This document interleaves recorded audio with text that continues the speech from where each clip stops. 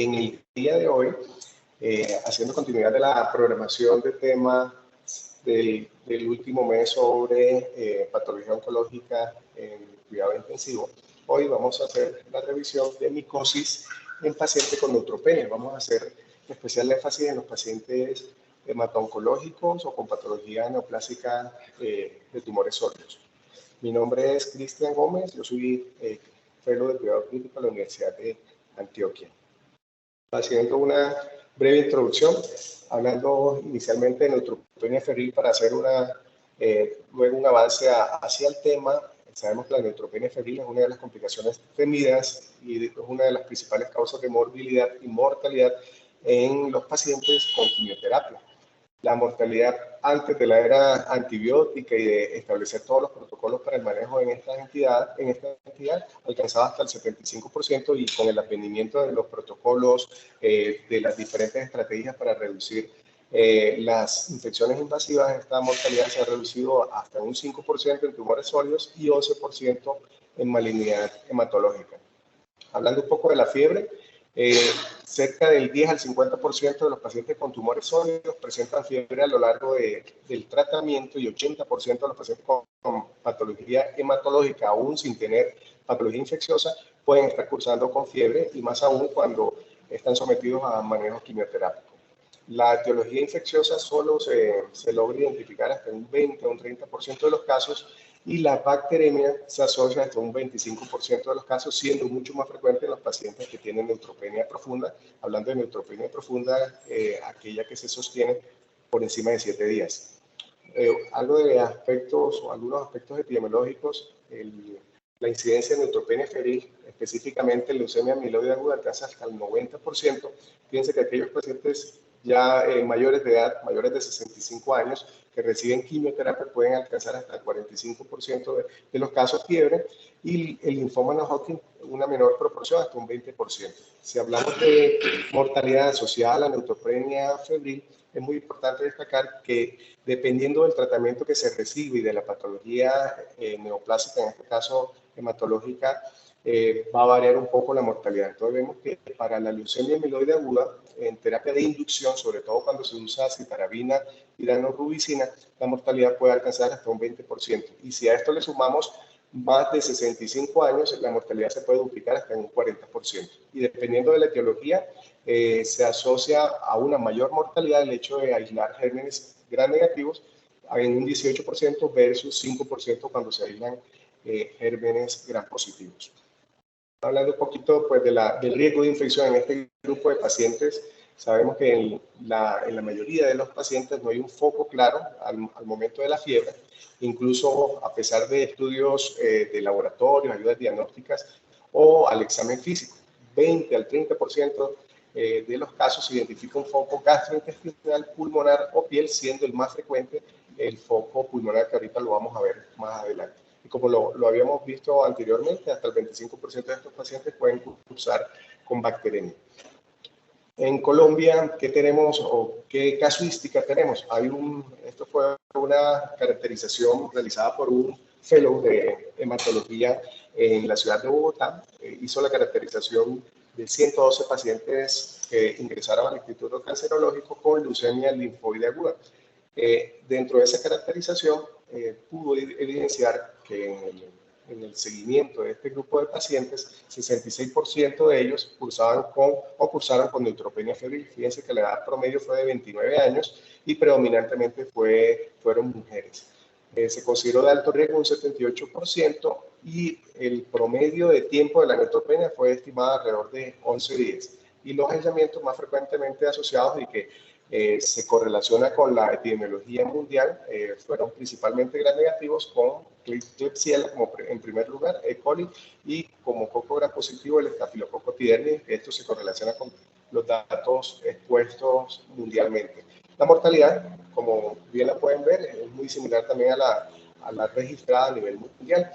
Más recientemente, este estudio publicado en la revista de salud de la Universidad del Norte en Barranquilla, fue un estudio de corte transversal para el 2014 en estas 3 ciudades. Lo que se buscaba era evaluar las características epidemiológicas, clínicas y bacteriológicas de los pacientes sometidos a quimioterapia con patología neoplásica. Se registraron los datos de 55 pacientes y se pudo evidenciar que dentro de ese grupo la principal causa dentro de esta población fue el linfoma no Hodgkin, seguido por la leucemia amiloide aguda. Dentro de los focos de infección identificados más frecuentemente fue piel, tejidos blandos y bacteremia, seguido por infecciones del tracto respiratorio. Y estos son los gérmenes, como podemos ver en la lista, más frecuentemente aislados. Dentro de los factores de riesgo protectores y factores de riesgo asociados a mortalidad, dentro de los asociados a mortalidad se identificó dentro de hicieron un análisis multivariado, se identificó que el número de neutropenia febril a lo largo del tratamiento de su patología hematológica se asociaba a mayor mortalidad. Igualmente, la duración de la neutropenia también está asociada a un peor desenlace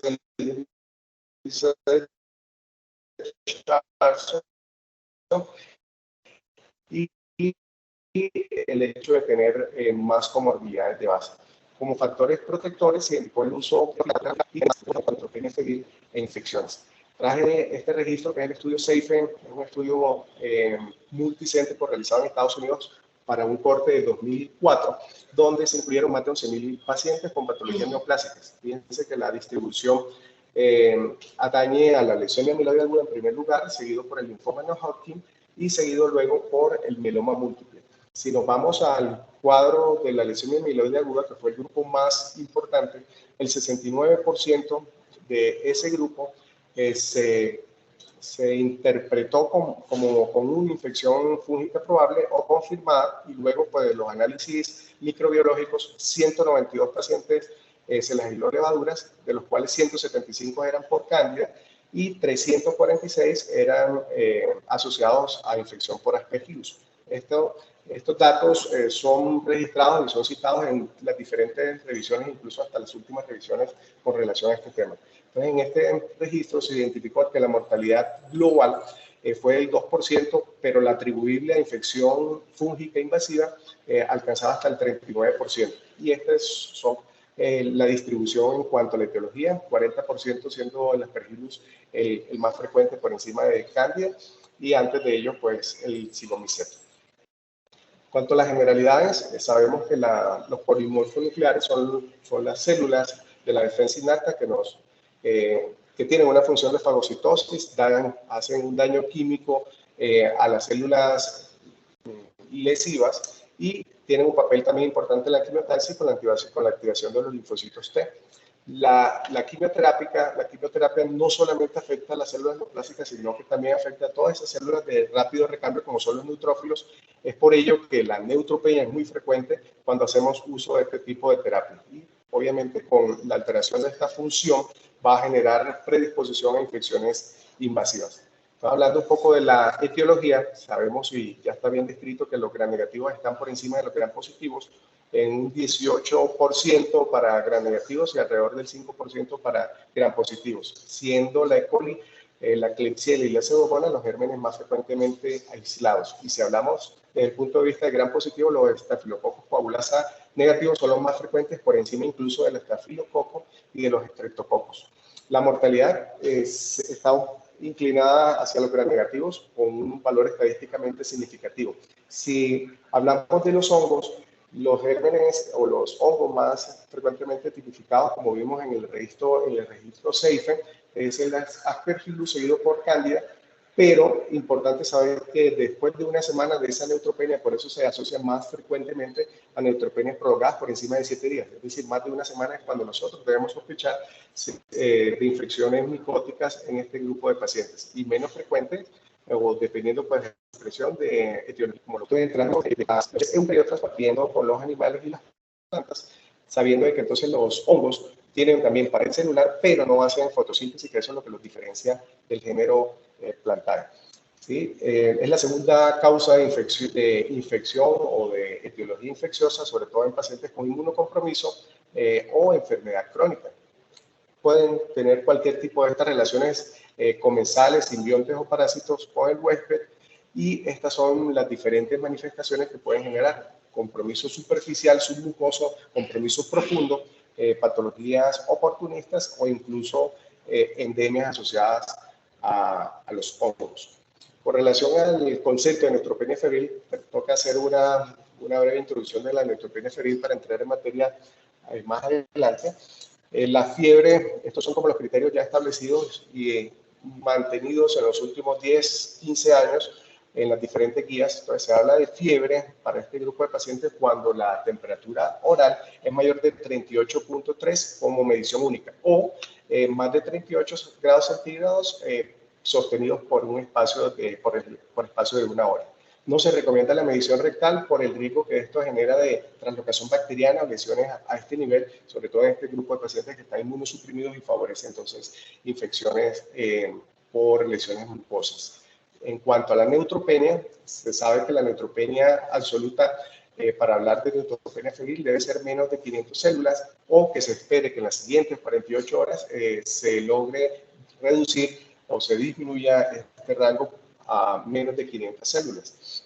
Hablando de neutropenia profunda, es todo aquellos pacientes que tengan un conteo de neutrófilos por debajo de 100, y neutropenia funcional, independientemente del número de neutrófilos, se habla de efectos cualitativos en los cuales hay una alteración en la fagocitosis. Bien, en cuanto a esto como un resumen de las diferentes guías con relación al concepto de neutropenia febril, fíjense que convergen en la temperatura y convergen en el número de neutrófilos. En cuanto a la evaluación de riesgo en este grupo de pacientes, es importante saber que debemos hacer el MAX. El MAX nos va a definir qué pacientes tienen riesgo de complicaciones médicas.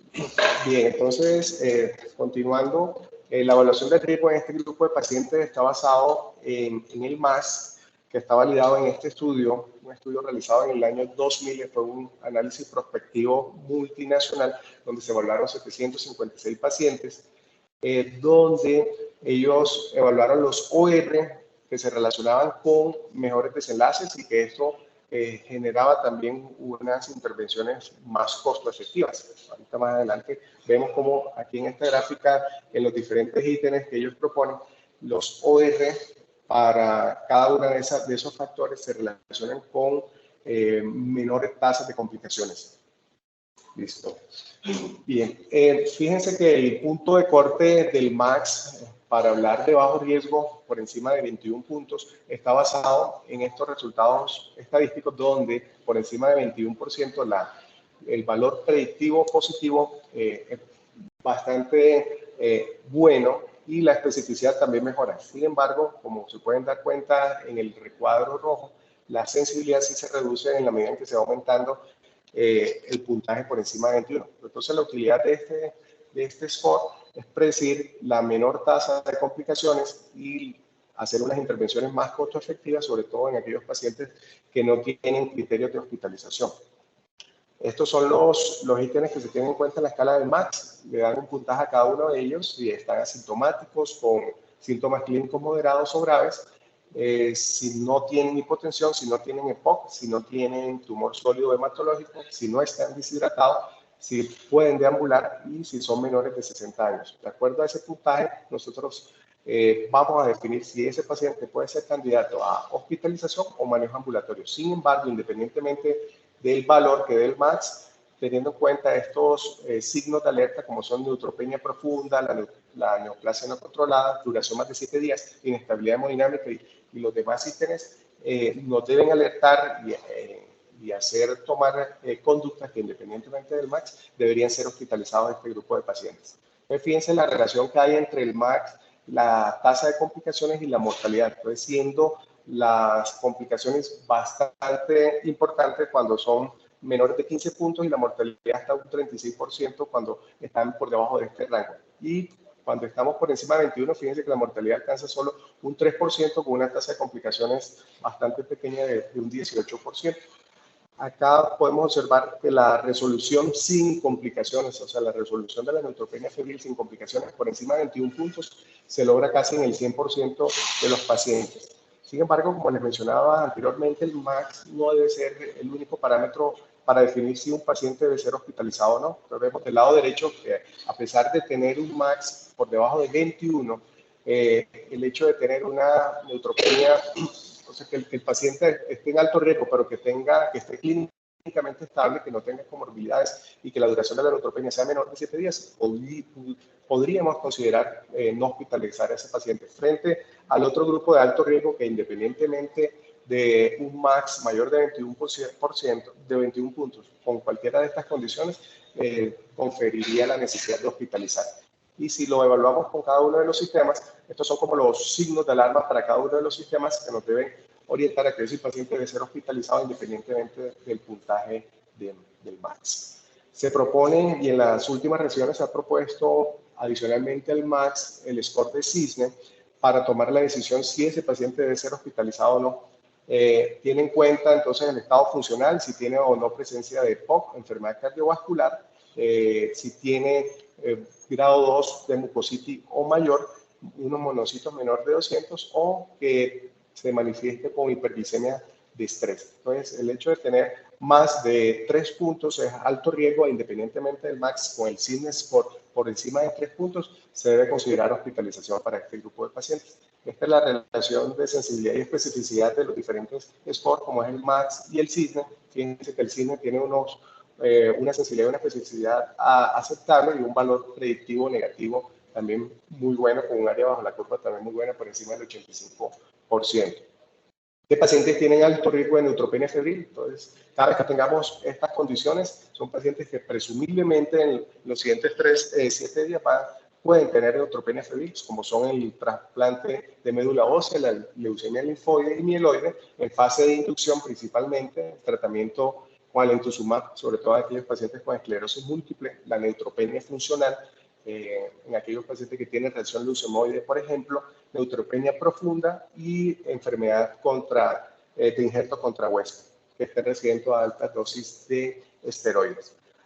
Hablando entonces de factores específicos asociados a mortalidad, por ejemplo, de aspergilosis invasiva, entonces en este análisis retrospectivo de más de 380 casos, se identificó estos factores como son el trasplante, la enfermedad progresiva, el uso de esteroides, la falla renal, la neutropenia, la infección diseminada y el hecho de tener compromiso multilugar a nivel pulmonar. Entonces son factores que se relacionan con un OR o con un HR bastante alto para mortalidad con unos resultados estadísticamente significativos. Si nosotros evaluamos los diferentes algoritmos de manejo de neutropenia febril, podemos observar que en la primera semana no hay recomendaciones para el uso de antimicóticos o profilaxis en este grupo de pacientes. Entonces, si nos vamos del lado derecho, que sería el grupo de pacientes que nos atañe, pacientes con neutropenia febril ya confirmada, cumpliendo esos criterios con un MAX score menor de 21, deben ser hospitalizados, haciendo pues todo el abordaje diagnóstico pertinente y de acuerdo a los hallazgos clínicos y dirigir toda esta investigación de acuerdo a los signos clínicos o a la sospecha clínica. Fíjense que las recomendaciones van inicialmente al uso de antibióticos dirigidos a patología bacteriana. De ningún modo y en ninguna de las revisiones en esos algoritmos se incluye inicio de antimicóticos en la primera semana.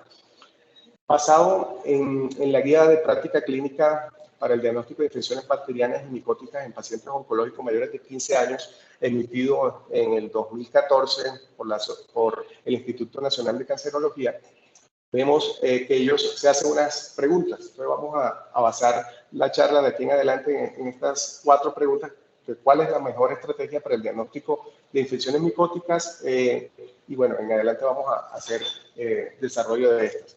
Les traje, o sea, la mostré de esta manera para que veamos la importancia que tiene el abordaje y la sospecha clínica de infecciones micóticas. Entonces, fíjense que ellos proponen estos 4 parámetros. Establecer un sistema de vigilancia epidemiológica, es decir, que esté liderado por infectología y hematología, donde siempre se esté indagando o sospechando infección micótica, basado en las manifestaciones clínicas, basados en estudios de muestras clínicas, y se propone con un nivel de evidencia pues aceptable en medidas indirectas para el diagnóstico de candidiasis invasoras, hacer una revisión periódica y sistemática y una búsqueda activa de este tipo de patología. En este consenso Es importante recordarlo porque se definen cuando se habla de una infección comprobada, una infección posible y una infección probable. Esto para disminuir la dispersión o digamos, la dispersión en cuanto al abordaje clínico y al abordaje terapéutico. Entonces, se habla de infección confirmada cuando tenemos por muestras histopatológicas o citopatológicas o examen por microscopía directa, ya sea por biopsia o aspiración, de formas micóticas activas. En este caso de MOS, eso en cuanto al análisis microscópico. Al cultivo, entonces el aislamiento en estas muestras tomadas por estos métodos, el aislamiento de este tipo de microorganismos. Ellos se excluyen dentro de los criterios para infección confirmada, las muestras tomadas por lavado broncoalveolar. Solamente se habla de confirmado cuando son tomados por aspirado o por biopsia directa, ¿sí? En cuanto a las levaduras, que es la segunda línea, entonces también se habla de que debe ser una evaluación histopatológica, citopatológica o un examen microscópico directo de las muestras obtenidas a través de biopsias o aspirados. Esto lo vamos a ampliar un poquito más adelante y hablando pues entonces de los criterios para hablar de infección micótica invasiva probable, entonces tenemos que hablar de factores del hospedero. Entonces, siempre destacando que el paciente debe estar neutropénico, cumpliendo los criterios de neutropenia febril, que tenga malignidad hematológica. Dentro de los factores está el hecho de ser post-trasplantado de médula ósea, uso prolongado de esteroides de una dosis de más de 0.3 miligramos por kilo, o que estén recibiendo terapia inmunosupresora. Entonces, todos estos factores del hospedero nos deben hacer pensar que este paciente puede tener una probable infección fúngica invasiva. Si hablamos de características clínicas, entonces dependiendo pues de las manifestaciones clínicas debemos hacer uso de estos criterios. Entonces, para pensar en aspergilosis pulmonar, se habla de que con la presencia de uno de los 4 patrones tomográficos, como son signo del aire creciente, cavitaciones, el signo o las consolidaciones en cuña, consolidaciones lobares, nos deben hacer sospechar en este grupo de pacientes de aspergilosis pulmonar y eso motivar a hacer estudios activos para descartarlo. Las traqueobronquitis, todo eso basado obviamente en el examen físico, enfermedad rinosinusal y cuando hay compromiso del sistema nervioso central, cuando evaluamos en las imágenes lesiones focales en las tomografías o resonancia y que sean realzadas con contraste. En cuanto a la evidencia micológica, entonces, dependiendo de las diferentes muestras, y como ya lo vimos, para hablar de infección probable es que, por ejemplo, por lavado broncoalveolar, tengamos aislamiento o visualización de estos microorganismos. La presencia de galactomanano en sangre también se consideraría como una infección probable, más no confirmada, y la presencia en suero de títulos de galactomanano más de 1, en líquido alveolar más de 1 y en plasma más de 7 o más de 2 mediciones en suero más de 0.7 títulos. En cuanto a la candidiasis invasiva, pues en cuanto a los factores del hospedero son muy similares a los de la aspergilosis. Ellos destacan dentro de los estudios el uso del beta-D-glucano. Ya sabemos que el beta-D-glucano no es específico, pero sí es muy sugestivo de infección candidiásica invasiva. Hay un estudio que es el Positive T2 Candida, que es un estudio por reacción en cadena de la polimerasa que amplifica genes de la cándida y que son luego combinados con unos patrones específicos y realzados potenciados. Entonces es una reacción en cadena de la polimerasa que también tiene una sensibilidad y una especificidad bastante importante. Estos son como los factores del hospedero para criptococosis. Sabemos que es más asociado a otro tipo de inmunodeficiencias, sin embargo siempre tenerlos en cuenta en este grupo de pacientes con inmunosupresión inducida. En cuanto a las estrategias diagnósticas, aquí pues esto es un algoritmo para las bacterias, pero es común para la sospecha de infecciones bacterianas. Sabemos que debemos hacer un examen físico bastante asiduo, evaluar los diferentes sistemas para descartar disfunciones orgánicas asociadas. Los hemocultivos son determinantes, sin embargo, el hecho de tener hemocultivos negativos no descarta una infección fúngica invasiva y, de acuerdo pues, a los hallazgos clínicos, dirigir esos estudios ya sea a nivel gastrointestinal, de gorila, a nivel del sistema nervioso central o a nivel respiratorio. La radiografía de tórax, una radiografía de tórax normal no excluye tampoco infección invasiva fúngica. En cuanto a los biomarcadores inflamatorios para predecir si está cruzando o no con infección, tienen pobre recomendación en los diferentes estudios, en las diferentes guías, por su pobre, digamos, asociación específica a infecciones micóticas. Entonces, son tres preguntas claves que debemos atender y es, en este caso, para la historia clínica, en qué estadio de la enfermedad neoplásica está, si ha recibido cuántos ciclos de quimioterapia, si ha tenido hallazgos microbiológicos previos, sobre todo relacionados con infecciones fúngicas, el uso de antibióticos previos, que también pues, nos debe orientar a la presencia de gérmenes resistentes. Y muy importante al examen físico, evaluar el área genital, perianal y ungueal, porque muchas veces pasamos desapercibidos lesiones a este nivel, incluso candidiasis locales o regionales que pueden pasar desapercibidos y en un momento de decidir qué tipo de antimicóticos utilizar, este examen físico nos puede orientar mucho. En cuanto a los dispositivos, siempre evaluar cómo están los accesos vasculares, los sitios de biopsia, sabemos que son pacientes que han sido sometidos recientemente a muchos procedimientos quirúrgicos o de biopsia. Y en cuanto a laboratorios dirigidos, importante los hemocultivos tomar en las primeras 24 horas de sospecha de infección fúngica. Si el paciente no cuenta con dispositivos intravasculares, pues obviamente se van a tomar hemocultivos periféricos. Y aquellos pacientes que tengan fiebre persistente, a pesar de tratamiento ya específico o previo para bacterias, se debe cultivar cada 48 a 72 horas para identificar algún otro tipo de gérmenes o infecciones concurrentes. Bien, ¿qué pruebas debemos realizar para el diagnóstico de infecciones micóticas? Entonces, este es el algoritmo que propone la guía colombiana que les acabo de mostrar, todo basado en el examen físico. Entonces, fíjense que ellos hablan del sistema de vigilancia epidemiológica en cada institución. Cuando aislamos un hongo filamentoso, eso ya sería un diagnóstico de certeza, o sea, un diagnóstico confirmado, y el tratamiento debe ser encaminado a la susceptibilidad de este microorganismo. Y en cuanto a la candidiasis invasora, como les comentaba anteriormente, un hemocultivo negativo no descarta una candidiasis invasiva. Y hablando pues de las aspergilosis invasoras, se propone, y ahorita lo vamos a ver más adelante, el galactomanano seriado. Cuando nosotros estamos sospechando aspergilosis invasiva, a pesar de no tener un foco claro, se recomienda hacer una medición de galactomanano cada 4 a 5 días, y estos son los puntos de corte que ahorita vamos a ampliar. La atacar de tora es importante en esta sospecha porque sabemos que la sensibilidad y la especificidad de la radiografía es baja, entonces se recomienda a todo este grupo de pacientes con esta sospecha realizar atacar de tórax. Y el 1,3 beta de glucano, si bien nos puede sugerir, no es específico porque sabemos que otras condiciones patológicas como la cándida y la criptococosis incluso puede elevar.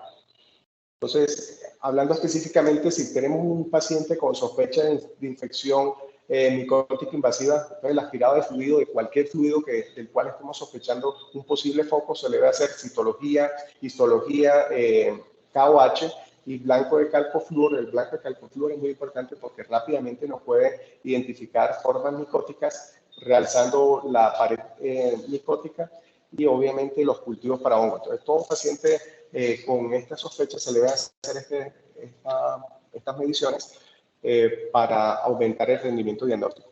El hallazgo microscópico de cualquier forma activa de levadura de hongos debe ser un signo ineludible de iniciar terapia antifúngica, y se recomienda la identificación o la tipificación de todo hongo filamentoso aislado. En cuanto a los hemocultivos, como les decía, un hemocultivo negativo no descarta una micosis invasiva por cándida. En aquellos pacientes que sospechemos candidiasis hepatoesplénica es muy útil el uso de la relación antígeno-anticuerpo. Sin embargo, recordar que estos pacientes, por su estado avanzado profundo de inmunosupresión, muchas veces no hacen reacción antigénica, entonces pierde especificidad en este contexto.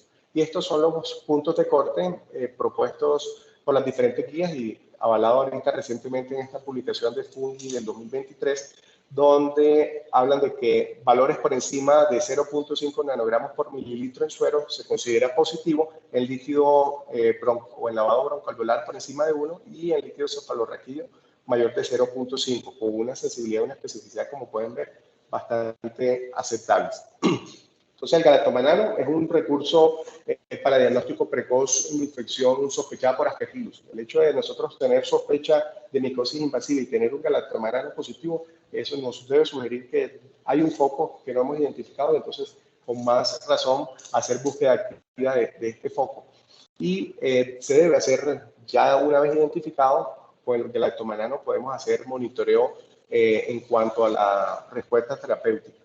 Se recomienda hacer una medición cada tercera, cuarto día, y el hecho de tener tratamiento ya dirigido y tener una antigenemia positiva nos habla de peor pronóstico y de mayor severidad. Entonces se habla de que cuando tenemos una muestra, en cualquier muestra por encima de 0,7 o 2 muestras por encima de 0,5 es diagnóstico y nos debe hacer tomar la decisión de iniciar tratamiento antifúngico.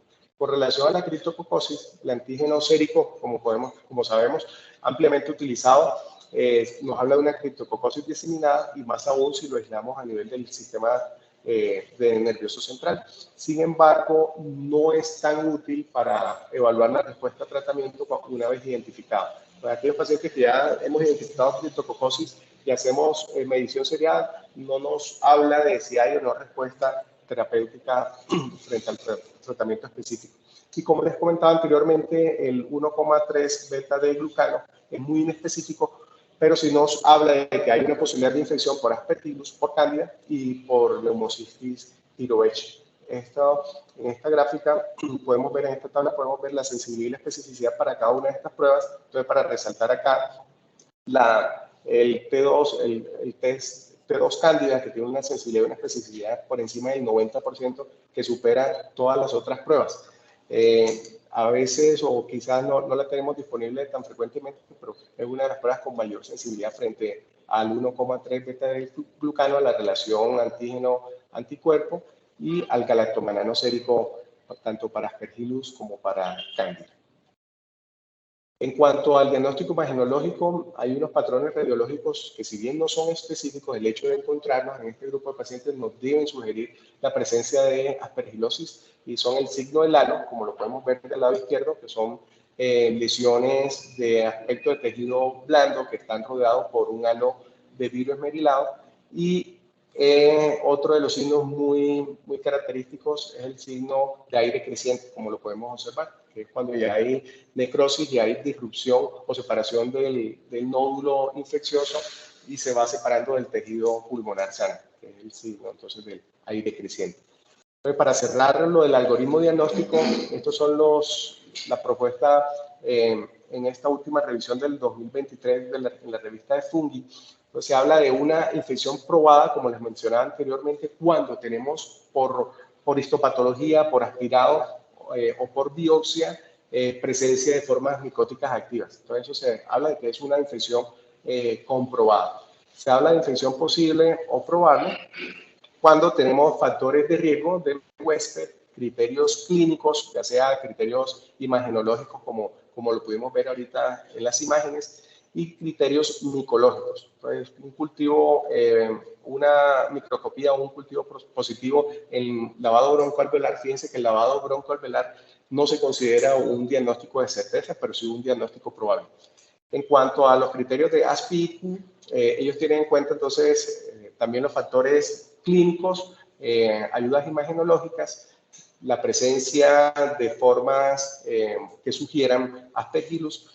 Entonces, cuando tenemos 4 criterios, podemos tomar el diagnóstico de aspergilosis invasiva, pero si tienen menos de 4 criterios, es decir, 3 o menos criterios, se habla de colonización. Y del lado derecho, pues engloba los 2 cuadros anteriores y se deben tener por lo menos 5 criterios para hablar de una infección micótica invasiva.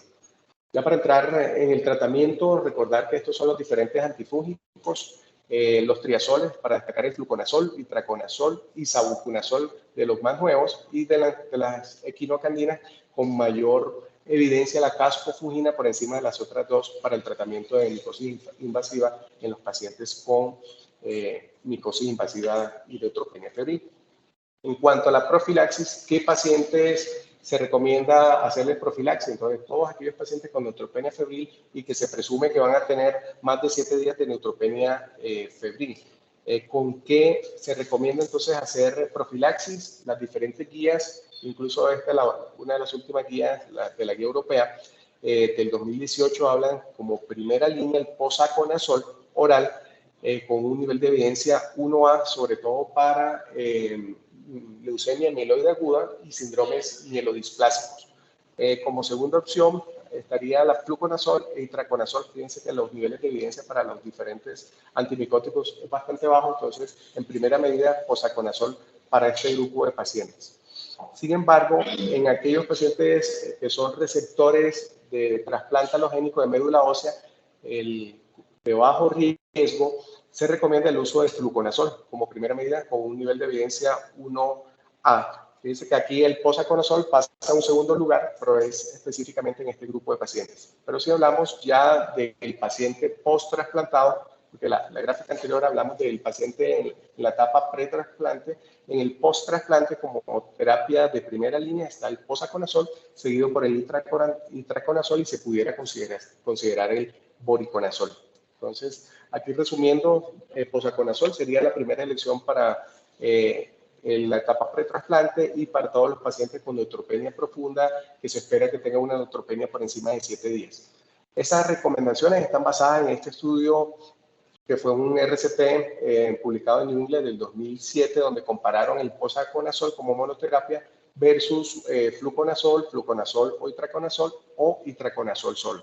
Entonces, los resultados fueron contundentes en demostrar que los pacientes con posaconazol eran mucho más efectivos que las otras alternativas terapéuticas en los pacientes con leucemia mieloide aguda o síndrome mielodisplásico, y como lo podemos ver en las diferentes curvas de Kaplan-Meier con unos resultados estadísticamente significativos. ¿Qué dice la Sociedad Oncológica y la ICSA sobre la profilaxis en este grupo de pacientes? Entonces, en su recomendación 2.1 hablan de que los pacientes con leucemia mieloide aguda, síndrome mielodisplásicos o trasplante halogénico de médula ósea, se recomienda los triazoles o las equinocandinas orales en aquellos pacientes con riesgo de neutropenia profunda o que se espera una neutropenia prolongada por encima de 7 días. Y no se recomienda para aquellos pacientes con tumores sólidos con bajo riesgo de neutropenia profunda y que no se espere una neutropenia prolongada, es decir, que se resuelva antes de 7 días, entonces tampoco tendría indicación. Esto son unas recomendaciones de esta revisión, un stewardship hematología, donde en aquellos pacientes con enfermedad de injerto, de contrainjerto, desde la primera semana debemos pensar en infección por cándida, y es por ello que dan esa recomendación de uso de posaconazol, voriconazol y sabuconazol. Fíjense que después de la primera a segunda semana ya se debe estar pensando en la presencia de Aspergillus e incluso Pneumocystis jirovecii de acuerdo a la profundidad de la inmunosupresión. Entonces, aquí para resumir, las diferentes recomendaciones según las diferentes guías, según la ICSA, el ESIL y el SMIC, siendo el posaconazol en la leucemia mieloide aguda y el síndrome mielodisplásico la primera línea de tratamiento profiláctico. En la era pretrasplante, como lo pudimos ver también en la guía anterior, itraconazol o voriconazol y posaconazol como segunda opción. Y post-trasplantado, posaconazol sigue siendo la primera recomendación de tratamiento profiláctico. Les muestro este registro multicéntrico porque es un registro prospectivo observacional reciente, publicado en el 2022, del año pasado, donde se evaluaron 55 centros en Estados Unidos con un número bastante importante de pacientes, 2009 pacientes, que recibieron monoterapia con isavuconazol, posaconazol y voriconazol. Que buscaron evaluar ellos las características en los diferentes grupos de tratamiento y hicieron un análisis de seguridad. Entonces, fíjense, esta es la distribución de los diferentes esquemas terapéuticos, siendo el isavuconazol y el posaconazol las alternativas terapéuticas más utilizadas. pero como ven en la última gráfica del lado derecho, los pacientes que recibieron terapia secuencial o más de un antimicótico tuvieron tasas de mortalidad superior a aquellos que tuvieron monoterapia. Y la mortalidad, tanto la mortalidad como las complicaciones fueron mayores en este grupo de pacientes. Y estos como los análisis, la tabla 1, donde se describen cuáles fueron las causas que indicaron el uso de los diferentes antifúngicos. Entonces la malignidad hematológica fue la primera indicación, neutropenia, como podemos ver en los 4 grupos, trasplante de médula ósea, en menor medida trasplante de órganos sólidos y tumores sólidos. Estos fueron los agentes etiológicos más frecuentemente aislados, el aspergillus en primer lugar, seguido por la cándida. Dentro de la cándida, la glabrata fue el más frecuente, y el foco infeccioso más frecuentemente identificado, como lo pudimos ver anteriormente, fue el pulmón.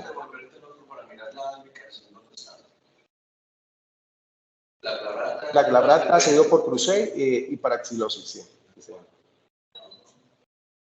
Bien, y con relación a la respuesta clínica frente a las diferentes alternativas terapéuticas, no hubo diferencia entre los diferentes, sí una tendencia a una mayor respuesta micológica del isavuconazol frente al posaconazol y el voriconazol. Sin embargo, la conclusión luego de este análisis estadístico es que la monoterapia se asocia a una buena respuesta micológica, clínica y radiológica en más del 50% de los pacientes. Y aquellos pacientes con monoterapia no avanzaron, más de la mitad no avanzaron a micosis invasiva. Este artículo propone y hace una comparación in vitro del isavuconazol frente a las otras alternativas, y podemos concluir que el isavuconazol no es inferior al posaconazol.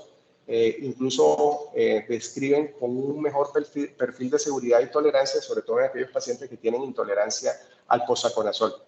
No es inferior tampoco al voriconazol para las diferentes etiologías, para cándida y para mohos hialinos como el aspergillus. En cuanto al tratamiento, tratamiento indicado de acuerdo al diagnóstico, ya un diagnóstico confirmado probable, la primera línea para aspergilosis pulmonar sigue siendo el voriconazol. Como segunda línea tenemos el isavuconazol y el posaconazol, y ya con una recomendación 2B, la anfotericina liposomal. Entonces, vemos acá que los azoles siguen siendo la piedra angular en el tratamiento de la aspergilosis pulmonar en cabeza del voriconazol. En cuanto a las manifestaciones extrapulmonares o compromiso extrapulmonar, podemos ver que el voriconazol para el sistema nervioso sigue siendo la primera línea de tratamiento. Para la sinusitis, la anfotericina liposomal, aquí ya si no entraría el voriconazol, pero importante en este foco rinosinusal, el manejo quirúrgico. Entonces, es una indicación 2A, el manejo quirúrgico, conjuntamente con el manejo con anfotericina B. El compromiso endoftálmico no se recomienda el manejo sistémico, se recomienda el manejo tópico e intravítrea, y para la queratitis igualmente no se recomienda el manejo sistémico. Para la osteomielitis sigue siendo el voriconazol la primera línea de tratamiento. Estas son las recomendaciones de la ISA, de la última guía del 2016 para micosis invasiva o aspergilosis invasiva. Es muy similar a lo que ya acabamos de ver, voriconazol en primera línea de tratamiento para aspergilosis pulmonar, sinusal, traqueobronquial, del sistema nervioso central y también cardiovascular. Entonces, si tenemos una endocarditis, pericarditis o una miocarditis asociada a aspergilosis, la primera línea de tratamiento sigue siendo el voriconazol, igualmente para la osteomielitis. Esto es un algoritmo diagnóstico, ya para terminar. Si tenemos entonces un paciente con sospecha de aspergilosis invasiva, se debe descartar que no esté cursando con un síndrome de reconstitución inmune.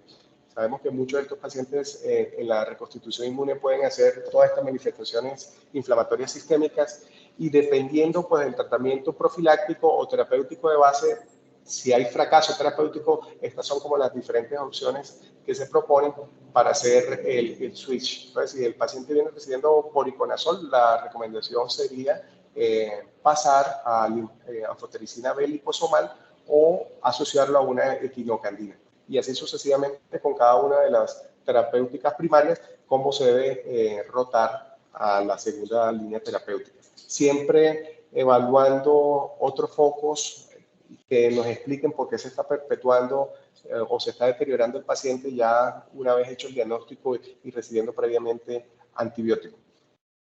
Las recomendaciones de la ITSA recientemente, según la guía, según el consenso europeo y americano, ellos dan este paquete de bundles donde hablan de que todo paciente con sospecha de candidiasis invasiva se debe realizar hemocultivo en las primeras 24 horas, retirar todos los excesos vasculares que posea el paciente en ese momento y debe ser evaluado en la primera semana por oftalmología. Esto es algo importante porque muchas veces lo pasamos por alto y fíjense que la recomendación es que todo paciente con candidiasis invasiva debe ser evaluado por oftalmología en la primera semana. Después de iniciar la terapia se debe confirmar que haya aclaramiento de la candidemia.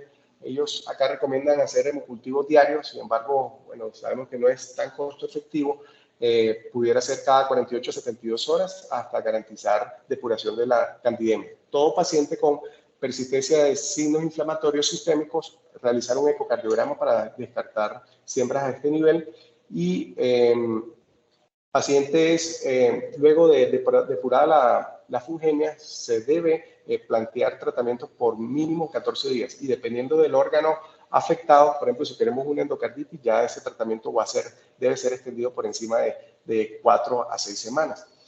En cuanto a las recomendaciones para aspergilosis invasiva, también hacer un seguimiento seriado con galactomanano, hacer rastreo activo con tomografía tanto torácica como abdominal, fibrobroncoscopia en las primeras 48 horas con lavado broncoalveolar si no se logra un aislamiento claro o una identificación de otro foco.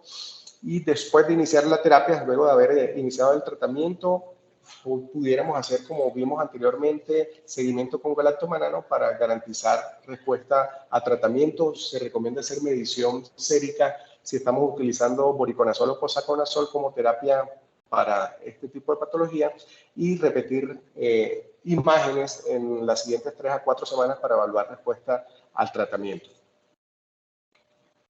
Vamos a saltarnos este algoritmo, que creo que resumí de lo que acabamos de ver, y algo específico con la cándida. Si tenemos un paciente con estos factores de riesgo, es decir, adultos mayores, diabéticos y que tenga una neoplasia activa, siempre hay que sospechar presencia de cándida glabrata. El hecho de estar inestable hemodinámicamente no confiere ineludiblemente la necesidad de utilizar equinocandina.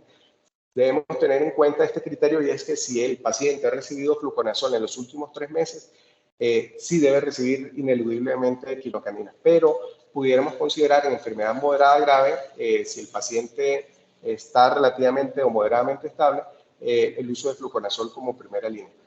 Sin embargo, fíjense acá los perfiles de resistencia de las diferentes cándidas, destacando acá la cándida glabrata, que es resistente o dosis dependiente al fluconazol. Es por ello que cuando específicamente aislamos cándida glabrata, el tratamiento de primera línea debe ser las equinocandinas. Y la cándida auris, que recientemente viene cobrando mayor incidencia, fíjense las tasas de resistencia que hay para los diferentes antimicóticos.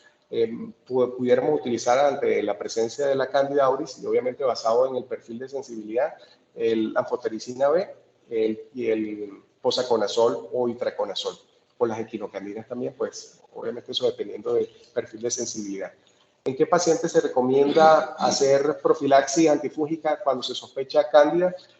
Si bien son unas recomendaciones para pacientes no neutropénicos, en la última línea vemos como los pacientes inmunosuprimidos con uso de corticoides que estén ventilados más de 3 días con catéteres venosos, recibiendo antibióticos y que cumplan estas condiciones, se debe considerar terapias profilácticas. ¿Con qué? Inicialmente o preferiblemente con cascofungina.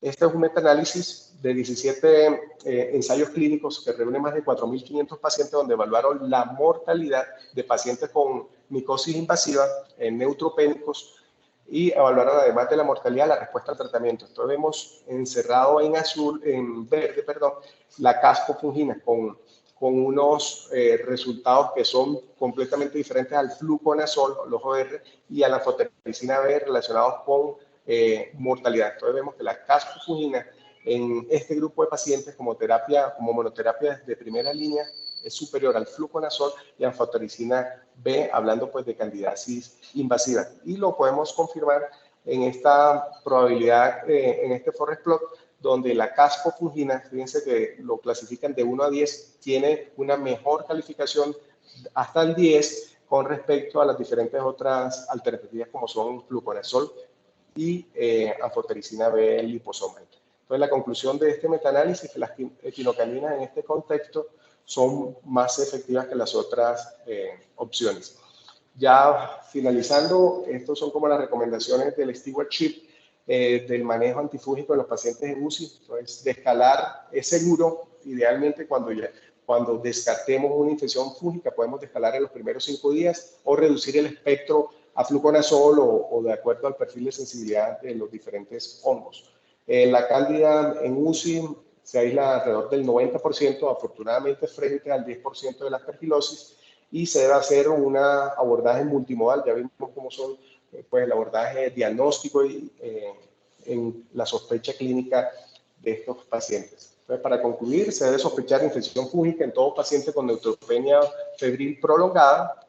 La profilaxis está bien indicada y reduce la progresión a formas diseminadas. Como vimos en el metaanálisis, la monoterapia es suficiente para reducir el riesgo de progresión a enfermedad invasiva, y el tratamiento empírico de las equinocandinas parece mostrar mejores resultados según los estudios ya expuestos. Y se debe hacer un uso optimizado de antifúngicos basado en la estrategia stewardship para reducir la resistencia de estos gérmenes. Muchas gracias. Bueno, muy bien, Cristian, muy buena presentación. Abrimos entonces la posibilidad de que las personas que están ahí conectadas o los que están acá en el salón hagan su intervención. ¿Algún comentario o dudas? Por favor, utilicen la herramienta de levantar la mano o abran su micrófono, por favor.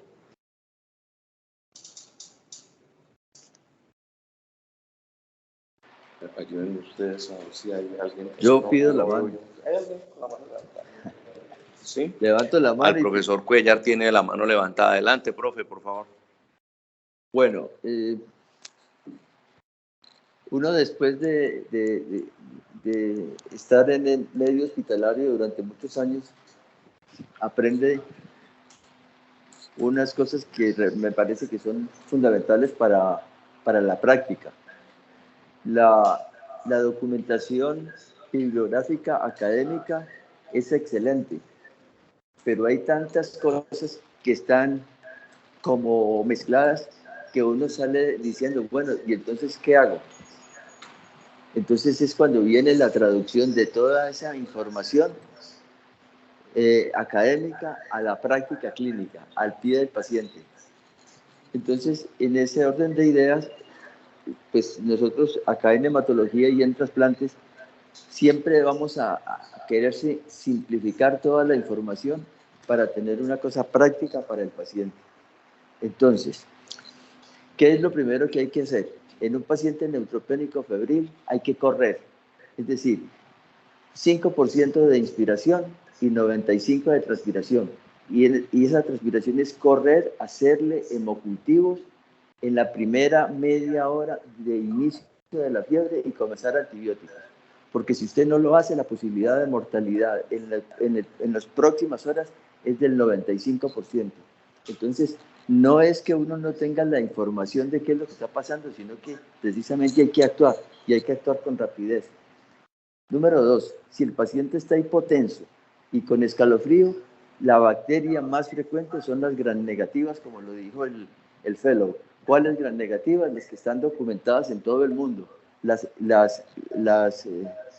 E. coli, la Klebsiella, en nuestro medio, la Pseudomonas un poco menos. Entonces, iniciar antibióticos en primera entrada para gram negativos y a una dosis tope, no a dosis intermedias ni a poquitas dosis, sino bien administrado.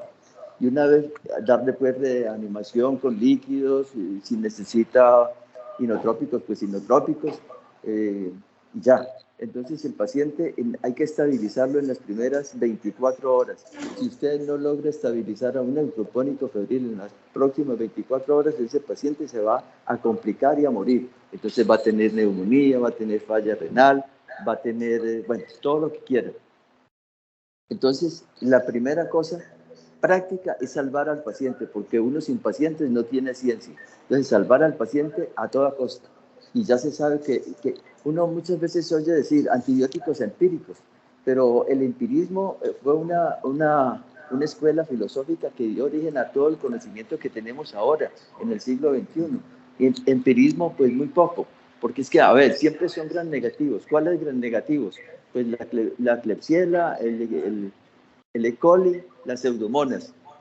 Lo único que nos interesa es saber si esos son sensibles o resistentes, pero vamos a iniciar como que si fueran sensibles, entonces con los antibióticos apropiados. Nosotros en primer lugar, y en coordinación con los infectólogos, iniciamos piperacilina, taxobactam. Si vemos que la PCR y la procalcitonina seriadas, no ocasionales, seriadas, se estabilizan o disminuyen, concluimos de que ese paciente le estamos dando el antibiótico correcto a pesar de que no tengamos una identificación de la bacteria. Pues ya las modificaciones se harán con respecto a la respuesta clínica. En cuanto a los gram positivos, pues nosotros en nuestro medio normalmente son estreptococos cuando hay mucositis oral y estafilococo cuando hay catéteres centrales. Entonces se tratan apropiadamente de acuerdo a la necesidad del paciente. Nosotros en trasplantes más o menos el 25 a 30% de las bacteremias documentamos un germen, pero la mortalidad nuestra con infecciones, digamos que es muy bajita, menos del 5%, por la rapidez con que actuamos en el manejo de antibióticos. Bueno, la tercera cosa, y no quiero dar otra conferencia ni nada de eso, son los hongos. A ver, nosotros aquí en el Hospital Alma Mater y en trasplantes, en hematología y en trasplantes, utilizamos profilaxis para cándida y para herpes. ¿Por qué para cándida? Porque sabemos que la cándida es muy frecuente, como las estadísticas que presentó el fellow. Nosotros aquí, digamos que cándida albicans hace muchos años que no vemos en cultivos, en hemocultivos. Entonces, estamos haciendo las cosas bien. Nosotros el principal problema que tenemos en la clínica es la cándida tropicalis que se escapa de pronto al fluconazol. ¿Qué hacer para diagnosticar cándida? Pues cuando nosotros sospechamos una cándida tropicalis, además de los cultivos que tomamos en los hemocultivos seriados, pero eso se tarda en seguir, y según la gravedad del paciente consideramos hacer un PET scan. El PET scan se ha convertido en un arma, en una herramienta preciosa para el diagnóstico temprano de candidiasis sistémica y para comenzar el tratamiento pues adecuado. Hemos publicado un par de abstracts en el exterior en donde han recibido buenas opiniones sobre el hecho del PET. Eso lo publicamos hace más o menos 6 años cuando apenas había salido el PET, pero el PET tiene un valor importante. Entonces, en nuestro medio, cándida albicans es poco probable, cándida tropicalis es altamente probable cuando hay signos y síntomas de candidiasis, por ejemplo, candidiasis hepatoesplénica, nódulos en piel, paciente en mal estado general. Entonces, eso es como la clínica. En cuanto a las aspergillus, pues todo el mundo habla de la neutropenia, pero además de la neutropenia, lo más importante en el diagnóstico o de los factores mencionados y que de pronto poco se menciona es la linfopenia. Todo paciente linfopénico con malignidad hematológica o oncológica es un candidato 1A para aspergilosis pulmonar invasiva en cualquier momento de su evolución. Entonces, nosotros, pues, ¿qué hacemos? El primer signo clínico de que el paciente tiene una aspergilosis es el dolor pleural. Si ustedes miran los tacares, normalmente el aspergillus es subpleural. Entonces, está tocando las costillas y está tocando la pleura parietal. Entonces, el paciente al respirar se queja de un dolor tipo puñalada. Ese es el signo 1A que nosotros no hemos descubierto, sino que eso está en la literatura, pero es poco mencionado, es el dolor pleural tipo puñalada. Inmediatamente tomamos un tacar y encontramos ahí la lesión que ya está con el halo y todo lo que he mencionado, el felo, y inmediatamente nosotros comenzamos con el antifúngico número 1 que se requiere en la hematología y es contra el aspergillus, y es el voriconazol. Eso está probado en todo el mundo, de que el voriconazol tiene dos ventajas: es venoso inicialmente y después se puede pasar oral, y el tratamiento dura 3 meses, de manera que nosotros es el preferido. El voriconazol bajó la mortalidad del 80%, del 85% por aspergilosis a menos del 10%, de manera que es un antifúngico azol muy importante en la vida hematológica. Y la otra cosa serían los virus, que hay que vigilarlos. Ustedes no saben el problema de un paciente con un herpes labial o herpes oral que tenga mucositis. Eso lo agrava, pero muchísimo, y puede terminar con una herpes en el sistema nervioso central, o las mismas lesiones en la boca facilitar la entrada de otras bacterias, como he mencionado. Y finalmente, el otro gran enemigo de los pacientes nuestros es el citomegalovirus. Pero afortunadamente podemos hacer monitoreo de citomegalovirus con carga viral 1 o 2 veces por semana, y eso nos guía para iniciar el tratamiento en nuestro medio con valganciclovir, que es menos tóxico para la médula ósea y para el riñón que el galciclovir. Y ahora, último, tenemos un profiláctico muy importante que está libre de casi de efectos secundarios, que es el letermovir. Entonces, en los pacientes hematológicos que tienen alto riesgo de infección por citomegalovirus, pues lo acompañamos de este tratamiento, que entre otras es muy costoso, pero bueno, salva pacientes. Yo no sé si he hablado mucho, me perdonan, pero esa es como una visión así simplística o fácil para trabajar en la vida diaria.